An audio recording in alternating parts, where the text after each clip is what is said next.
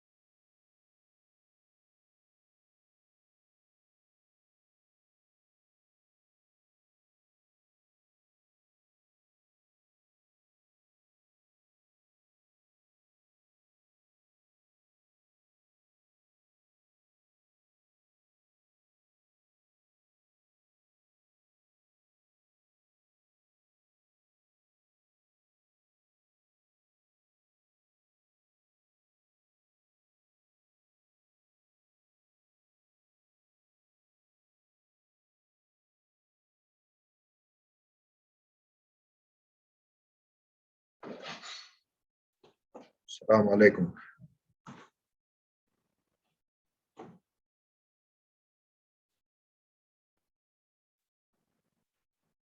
Alhamdulillahi Rabbil Alameen, wassalatu wassalamu ala Rasulillah sallallahu alayhi wa sallam wa ala alihi wa sahbihi ajma'in wa man tabi'ahum bi ihsanin ila yawmiddin. Amma ba'd.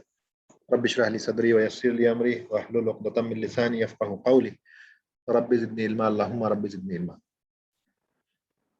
ہم جو ہے جس کتاب کی تشریح دیکھ رہے ہیں وہ کتاب کا نام ہے عمدۃ الطالب لنیل المعارف. یہ حنبلی فقہ کی کتاب ہے جیسا کہ ہم نے کل دیکھا تھا، اور اس کتاب میں جو کتاب الطہارت ہے اس سے ہم نے کل شروعات کی تھی. آج انشاءاللہ وہاں سے آگے بڑھیں گے، لیکن اس سے پہلے کہ آگے بڑھیں تھوڑا سا مراجعہ کر لیں گے جو کل دیکھا تھا بالکل اختصار کے ساتھ.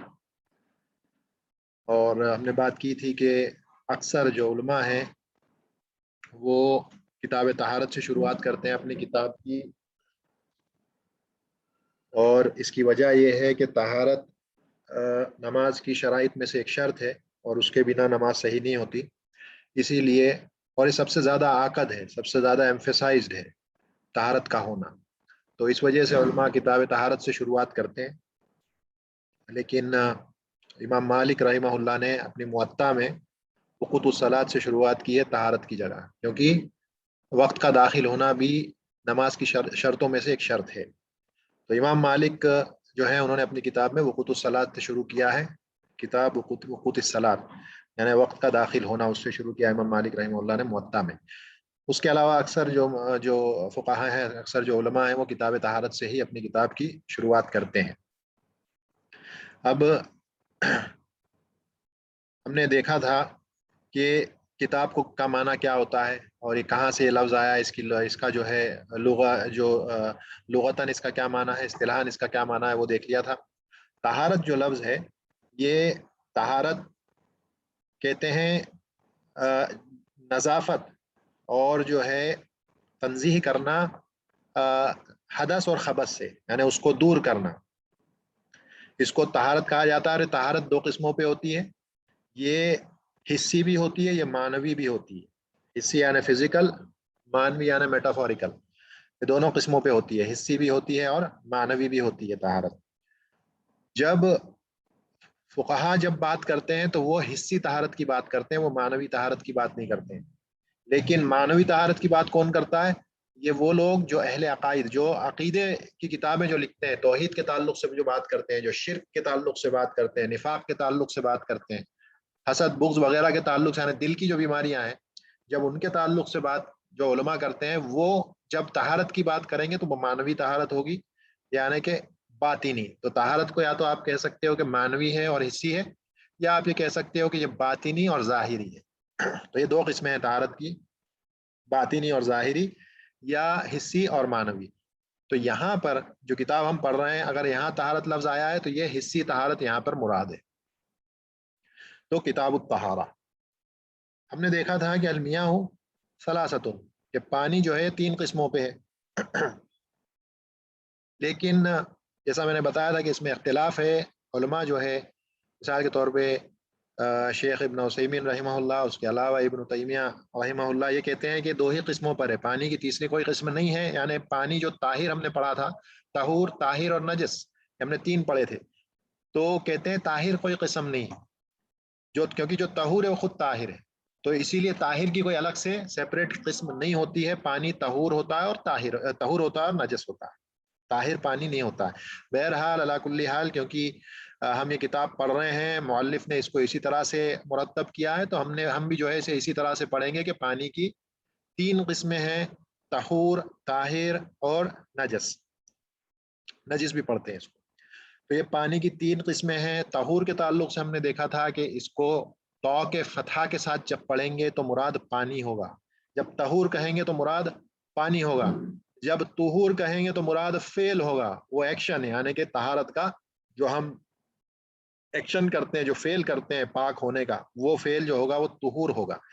اور طہور جب ہم کہیں گے تو وہ برتن ہوگا جس میں پانی کو رکھا جاتا ہے، یعنی طہور میں طہور کو رکھ کے طہور کرو، اس طرح سے یاد رکھ سکتے ہیں. اسی طرح سے ودو، ودو اور وضو ہوتا ہے. اسی طرح سے سحور، سحور اور سحور. سحور کہتے ہیں اس فعل کو جو آدمی صبح اٹھ کے سحری کرتا ہے، رمضان میں، اس کو سحور کہتے ہیں، وہ فعل اس چیز کو کھانے کا، اور سحور کہتے ہیں وہ کھانا خود، اور سحور کہتے ہیں وہ برتن جس میں آپ اس سحری کے کھانے کو رکھو گے، وہ سحور ہو جائے گا۔ تو اس طرح سے یہ جو ہے فتح ضمہ کسرہ کے ساتھ فرق ہوتا ہے۔ اب ایک چیز اور میں واضح کر دوں، کیونکہ ہم نے بات کی تھی کہ پانی کی قسمیں طہور، طاہر اور نجس، اس طرح سے 3 قسمیں۔ تو کوئی یہ نہ سمجھے طاہر سے مراد، اکثر کیونکہ یہ میں سمجھتا ہوں کہ یہ ایک اشکال پیدا ہوگا، لوگ اس طرح کی باتیں اٹھاتے ہیں کہ اچھا چیز طاہر ہے نا تو کھاتے کیوں نہیں ہو؟ تو ہر طاہر چیز کھانے والی نہیں ہوتی، ہر طاہر چیز ضروری نہیں ہے کہ آپ اس کو کھاؤ گے، لیکن ہر کھانے والی چیز ڈیفینیٹلی طاہر ہوگی، یہ مراد ہے۔ کیونکہ آگے یہ بات آئے گی کہ بھئی کوئی چیز اگر طاہر ہے، جب ہم دیکھیں گے کہ طاہر کیا قسمیں ہوتی ہیں، تو اس میں کوئی ایسی چیزیں بھی آئیں گی جو طاہر ہوں گی لیکن ان کو کھاتے نہیں ہیں۔ تو اس چیز قاعدے کو یاد رکھیں کہ ہر طاہر چیز جو ہے وہ کھائی نہیں جاتی، لیکن ہر کھانے والی چیز ڈیفینیٹلی وہ طاہر ہوگی۔ تو یہ الٹا صحیح جو جملہ ہے یہ تو صحیح ہے کہ ہر کھانے والی چیز طاہر ہوگی، لیکن ہر طاہر چیز کھائی نہیں جاتی۔ اسی طرح سے قاعدہ ہے ہر طاہر چیز حلال ہوتی، ٹھیک ہے؟ تو اس کو یاد رکھیں۔ بہرحال اب ہم طہور کی تعریف دیکھنا شروع کریں گے، طہور کسے کہتے ہیں، یعنی وہ پانی جو طہور ہوتا ہے اس کی کیا خاصیت ہوتی ہے۔ تو مؤلف جو ہے وہ یہاں سے اس چیز کو بیان کر رہے ہیں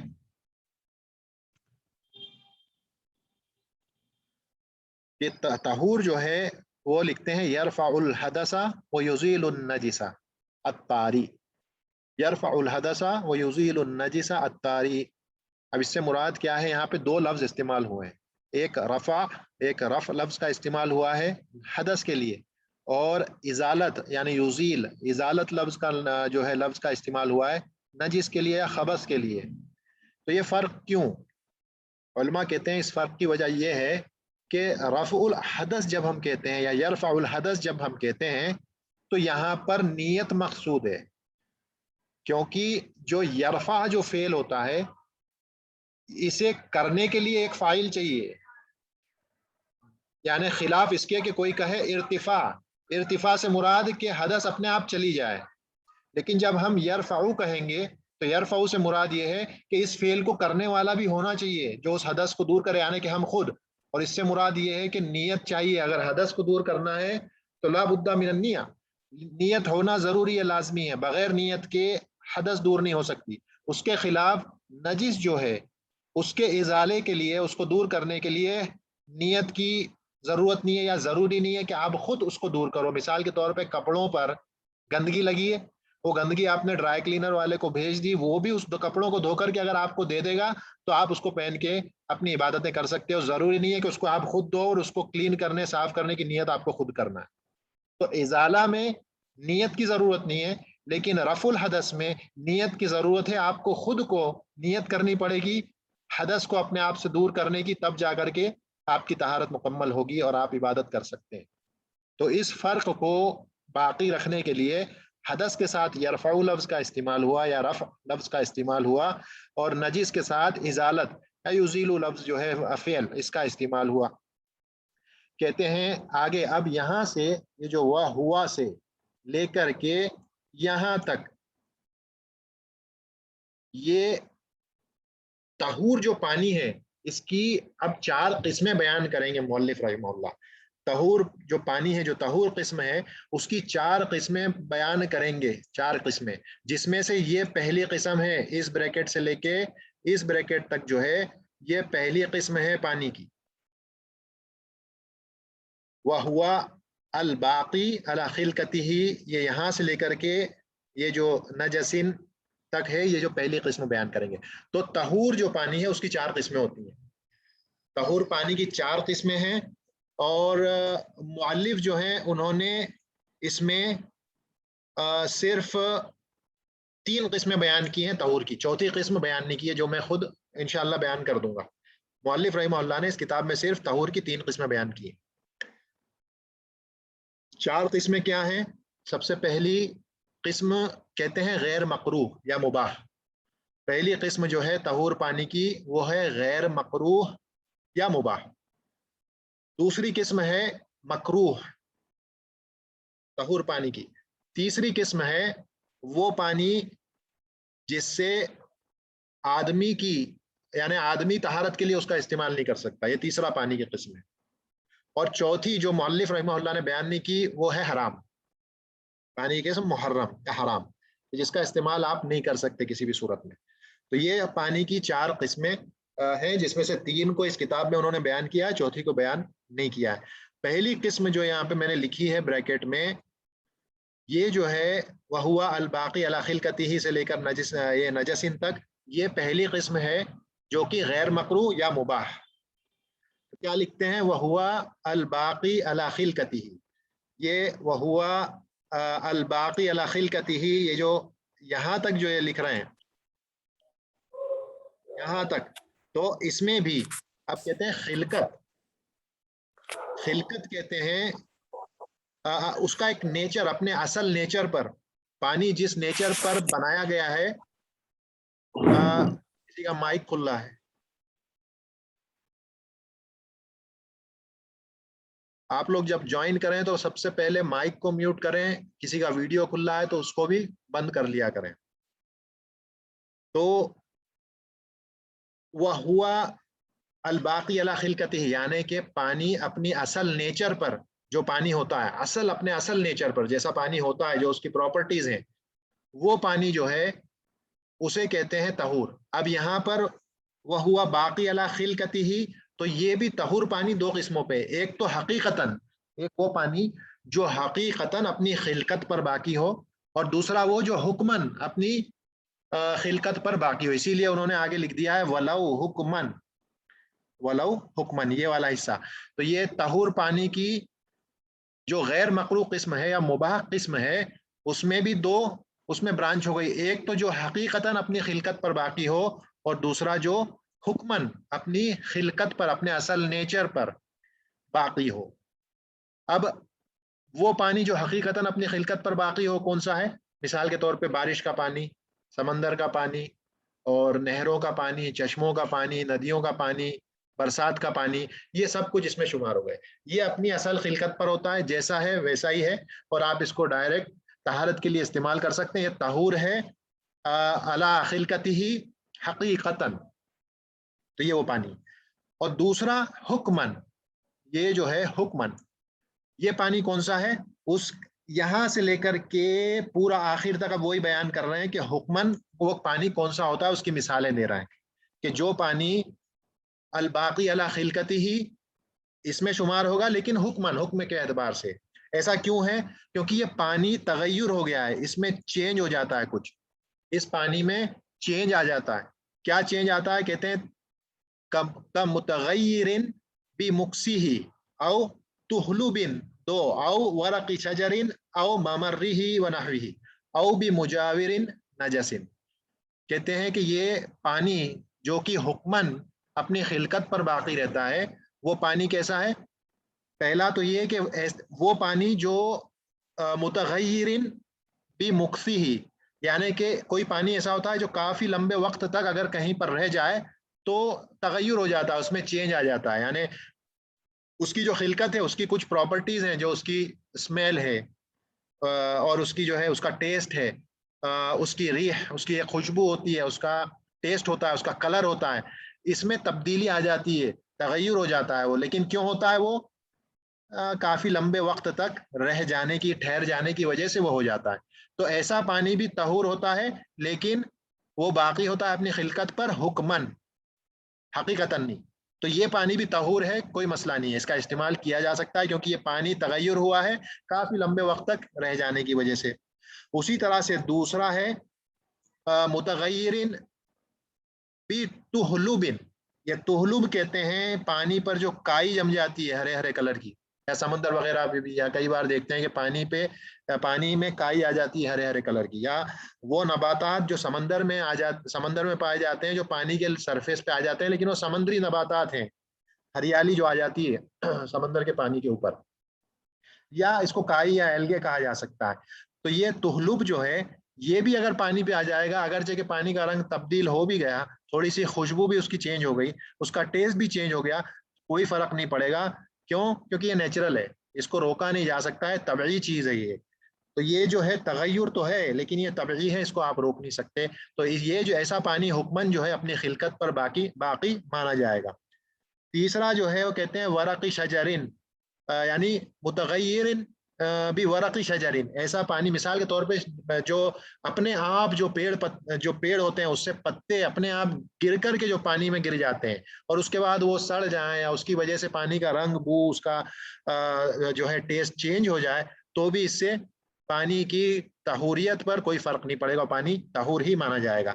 اسی طرح سے او ممرہی بھی و نحوی ہی، اسی طرح سے پانی کئی مرتبہ کیا ہوتا ہے اس طرح کی چیزوں کے اوپر سے بہنے کی وجہ سے جو کہ اپنے آپ گر گئے ہوں، جان بوجھ کر کے نہ گرایا ہو، نہ ملایا ہو پانی میں، یعنی اس کے رنگ بو اور اس کے جو ہے ٹیسٹ کو بدلنے کے لیے جان بوجھ کر کے کچھ پانی میں نہ گرایا ہو، بلکہ اپنے آپ ہی پتے یا اسی طرح کی اور دوسری چیز یا ایسا پتھر وغیرہ بھی کئی بار رمل رہتی ہے، اس کی وجہ سے بھی پانی کا رنگ چینج ہو جاتا ہے، پانی اس کے اوپر سے بہتا رہتا ہے اور اس کی وجہ سے پانی کا رنگ چینج ہو جاتا ہے، اس کا ٹیسٹ چینج ہو جاتا ہے. تو ویسی صورت میں بھی وہ پانی طہور مانا جائے گا اور وہ پانی طہوریت پر باقی رہے گا اور اس کا استعمال پاکی حاصل کرنے کے لیے، طہارت کے لیے کیا جا سکتا ہے.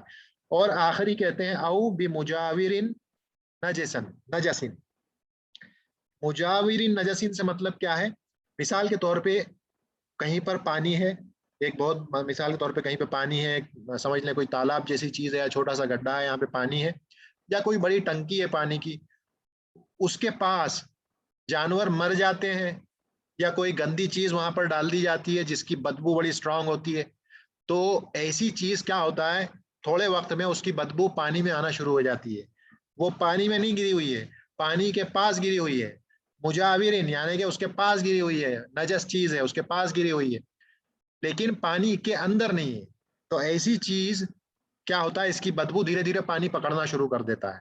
تو یہ بدبو بھی جو ہے حالانکہ پانی کی خلقت بدل گئی لیکن یہ پانی میں گندگی نہیں گری تھی، اسی لیے علماء جو ہے قاعدہ کیا بیان کرتے ہیں کہ پانی، یہ بات آگے آئے گی ویسے، لیکن علماء کیا بیان کرتے ہیں؟ کہتے ہیں اذا وقعت فیہ نجاست مؤثرۃ، کہ جب پانی کے اندر مؤثر نجاست، ایسی نجاست جو اس پانی پہ اثر ڈالے، اس کے جو یہ 3 پراپرٹیز ہوتی ہیں، اس کی جو ہے اسمیل ہے، اس کا جو ٹیسٹ ہے اور جو ہے اس کا کلر، اگر اس کو تبدیل کر دے، لیکن کیسی نجاست؟ جو پانی کے اندر فی ہی بھی مجاور نہیں، فی ہی اس کے اندر جب جائے گی تبھی وہ پانی جو ہے نجس ہوگا، ورنہ وہ پانی طہور ہی مانا جائے گا. کیونکہ یہ جو اسمیل ہے اس پانی میں یہ اس وجہ سے آئی ہے کہ اس کے پاس میں جانور جو مر جاتے ہیں ان کو پھینک دیا جاتا ہے، ایک کے اوپر دوسرا، دوسرے کے اوپر تیسرا، اس کی وجہ سے دھیرے دھیرے کیا ہے پانی بدبو پکڑ لیتا ہے. تو وہ لیکن یہ بدبو، اس بدبو کی وجہ سے اس پانی کی طہوریت پر کوئی بھی فرق نہیں پڑے گا. ٹھیک ہے، تو یہ آپ کی چیزیں ہو گئی. غیر مکروہ جو پانی کی قسم ہے ہم نے وہ دیکھ لی، یعنی جو مباح پانی ہے اس کی قسم ہم نے دیکھ لی. اب یہاں سے دوسری قسم شروع ہوتی ہے جو کہ مکروہ ہے، یہاں سے لے کے یہاں تک. ہم نے کہا طہور پانی 4 قسموں پر ہے. پہلا غیر مکروہ یا مباح، دوسرا جو ہے وہ مکروہ، اس کا استعمال کرنا مکروہ ہے کہ وہ پانی ہے. تو اس پانی میں مکروہ پانی کسے کہتے ہیں؟ کہتے ہیں یہ بھی 3 یا 4 قسم 5 قسم کا پانی بیان کیا ہے. کہتے ہیں وَكُرِهَ مِنْهُ شَدِيدُ حَرٍّ أَوْ بَرْدٍ، یہ پہلا ہو گیا ہے، یہ پہلا. وَكُرِهَ مِنْهُ شَدِيدُ حَرٍّ أَوْ بَرْدٍ، یہ کون لکھ رہا ہے اس پہ؟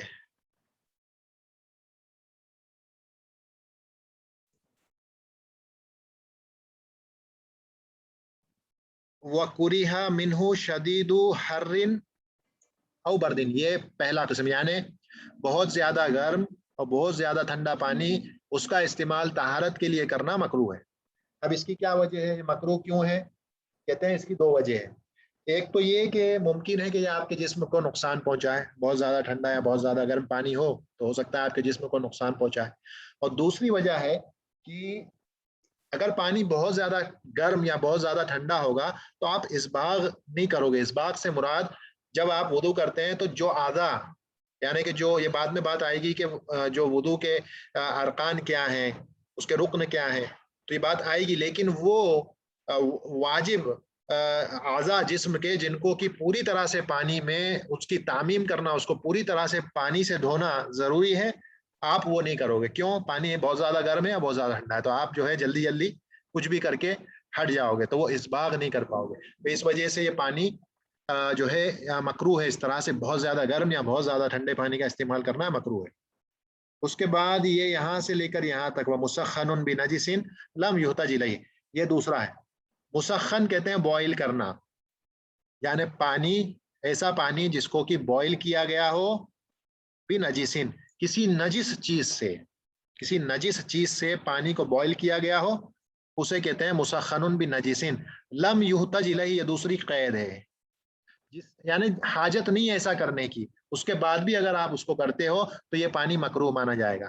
اب لم یحتج الیہ کیوں لکھا ہے؟ کیونکہ پھر سے قاعدہ یہ ہے کہ اذا وجدت الحاجات تزول الکراہات، اذا وجدت الحاجات تزول الکراہات، جب حاجات آ جاتی ہیں، ضرورت، حاجت جب آ جائے تو کراہت چلی جاتی ہے، پھر کراہت وہاں نہیں رہ سکتی، پھر وہ پانی آپ کے لیے مکروہ نہیں ہوگا، وہ مباح ہو جائے. کیوں؟ کیونکہ آپ کو حاجت ہے، ضرورت ہے، اس کے علاوہ اور کوئی رستہ ہی نہیں ہے آپ کے پاس. سردی بہت زیادہ ہے، آپ کو پانی کو گرم کرنا ہے، پانی گرم کرنے کے لیے آپ کے پاس کوئی طاہر چیز ہے ہی نہیں جس سے اس پانی کو آپ گرم کر سکو.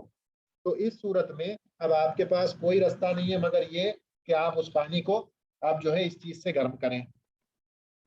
اب یہ جو نجس ہے، مثال کے طور پہ جو ایسے جانور جن کو اب کھایا نہیں جاتا، غیر معقول، جن کو کھایا نہیں جاتا، ویسے جانوروں کا گوبر وغیرہ ہے، اس کو بھی جلا کر کے جو ہے اس سے پانی گرم کیا جا سکتا ہے، لیکن یہ نجس ہے، کیونکہ جو جانور جس کو ہم کھا نہیں سکتے، اس کی جو ورث یا اس کا جو ڈنگ ہے، اس کا جو گوبر ہے، یہ بھی نجس ہوتا ہے. ہاں، اس کو جلا کر کے اگر آپ اس پانی کو گرم کرتے ہو تو ویسا پانی مکروہ ہے اس کا استعمال کرنا.